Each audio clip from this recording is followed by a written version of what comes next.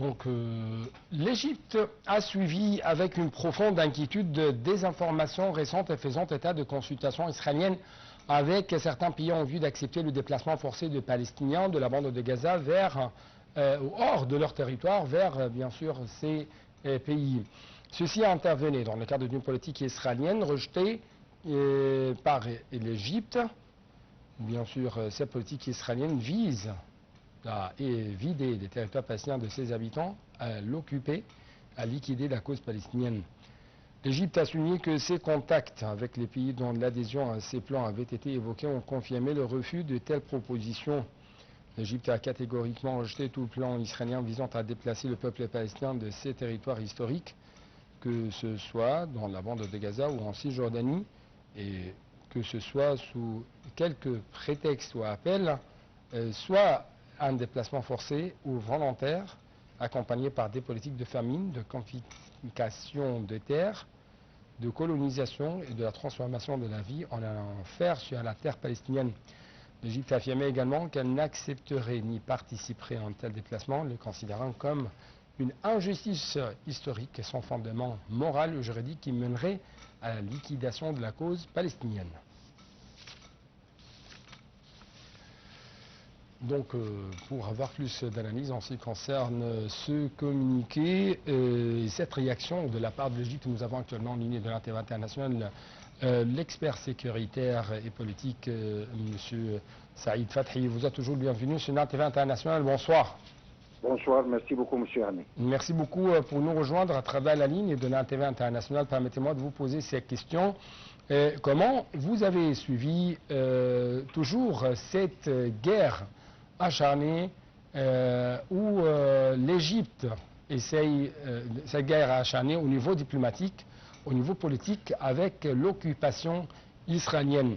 L'occupation israélienne qui essaye à tous les moyens et à toutes les mesures de liquider la cause palestinienne, de forcer les Palestiniens d'être expulsés hors de leur territoire et quand même d'anéantir tout lueur concernant la solution à deux États.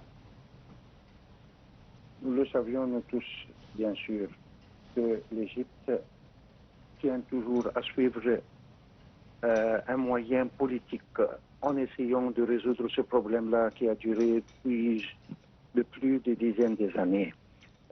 Nous, comme nous le constatons à partir de l'ancien président Nasser et un peu plus tard le président Sadat et aussi le président Moubarak, l'ex-président de la République, qui ont déjà joué un rôle très important et très efficace dans ce domaine-là.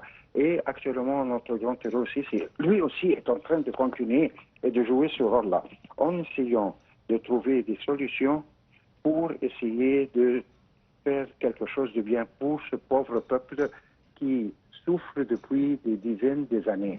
Mais en même temps, il faut prendre en considération quelque chose de très important. C'est que les Israéliens, comme je dis toujours, ne tiennent jamais leurs accords. Ils ne respectent jamais les accords, même qu'ils ont été signés avec n'importe quel pays ou n'importe quelle organisation mondiale. La diplomatie israélienne est très très dangereuse. Elle n'arrive jamais à respecter quelqu'un et en même temps, ils essayent de détruire tout le peuple palestinien et prendre la petite surface ou la superficie qui reste pour les pauvres Palestiniens. De temps à autre, ils sont en train, bien sûr, de mettre leurs mains sur le peu de territoire qui leur manque ou qui leur reste actuellement. Mais de notre part, l'Égypte est en train de jouer un rôle très important pour essayer de trouver quelque chose de bien pour ces pauvres peuples-là. Oui. Mais comment vous trouvez ces tentatives égyptiennes de couper la route devant quand même la politique d'occupation israélienne visant à faire des consultations avec d'autres pays afin d'expulser les Palestiniens, de forcer les Palestiniens ou de déporter ou transférer les Palestiniens hors de leur territoire vers ces pays? Bien sûr, c'est le rôle c'est un rôle très important que sont en train de jouer actuellement les Israéliens en essayant bien sûr de libérer tout le territoire palestinien afin de l'occuper. Mais en même temps, il faut prendre en considération que ce pauvre peuple-là, qui a souffert depuis un peu plus de 75 ans actuellement, est toujours dans une situation terrible. Dans une situation terrible. Pourquoi? Ils n'arrivent pas à vivre comme n'importe quel autre peuple. Ils sont toujours dans une mauvaise situation. Oui, c'est un autre combat. C'est un autre combat. Par exemple, on trouve qu'aujourd'hui, les camions d'aide humanitaire de secours de l'initiative Zad el-Izza de l'Égypte à Gaza poursuivent leur entrée dans la bande de Gaza.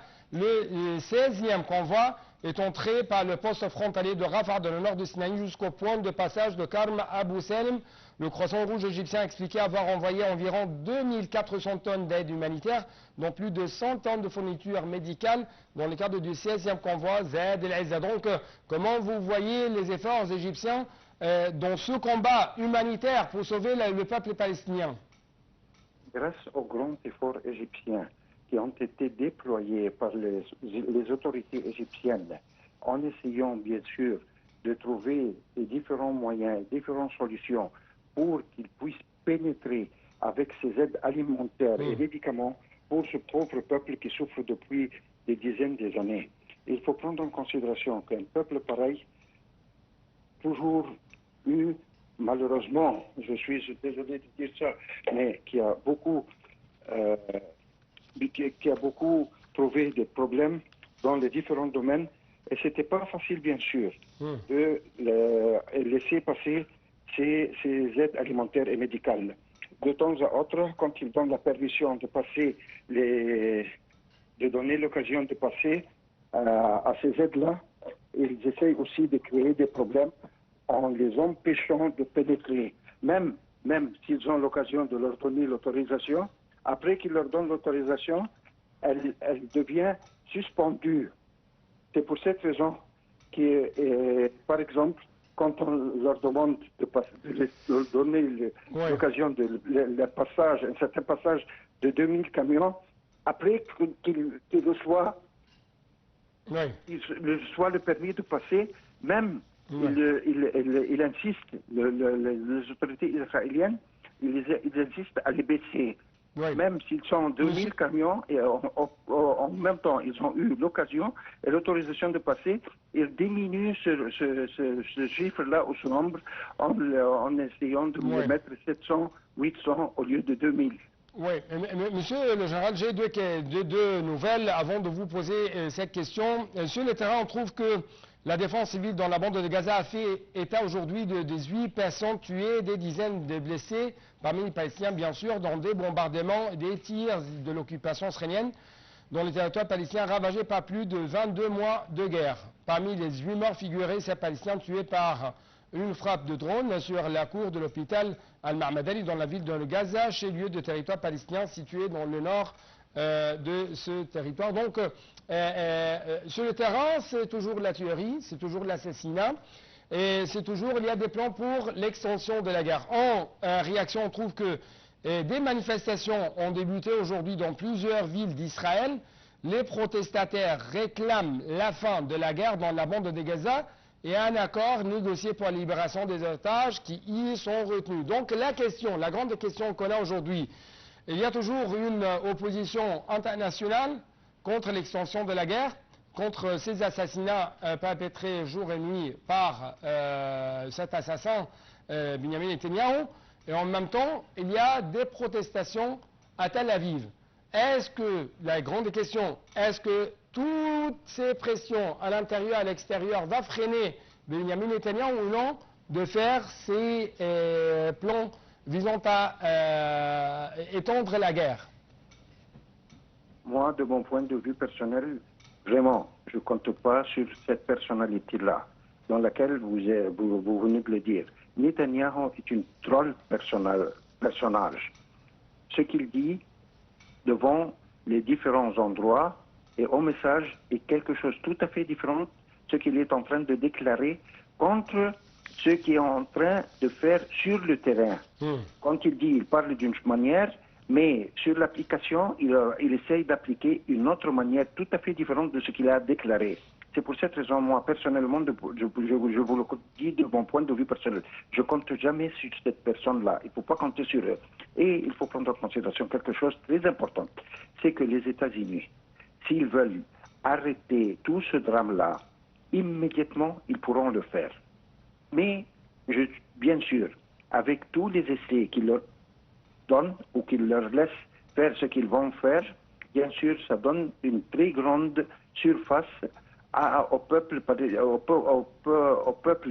israélien ou aux responsabilités israéliennes de faire ce qu'ils veulent faire, bien sûr, en essayant d'écraser le pauvre peuple palestinien en même temps. Oui, oui. Monsieur Saïd Fathi, notre docteur, notre général analyste politique et sécuritaire, je dois vous remercier infiniment pour de tels éclaircissements en ce qui concerne ces questions de la guerre très violente, très inhumaine déclenchée par Israël contre les populations civiles palestiniennes dans la bande de Gaza. Donc, chers téléspectateurs, on va procéder à un autre sujet qu'on a aujourd'hui. C'est le deuxième grand sujet qu'on a sur la table des discussions de direct aujourd'hui. C'est pourquoi l'Égypte s'impose comme le premier pays en Afrique à attirer des investissements directs étrangers. C'est un statut, bien sûr, qui reflète sa position stratégique et son environnement économique favorable selon les experts. Mais ce phénomène a des implications significatives pour le développement économique du pays et quand même du continent africain. Donc, je crois que nous allons avoir quelques informations, quelques réponses en ce qui concerne ces grandes questions.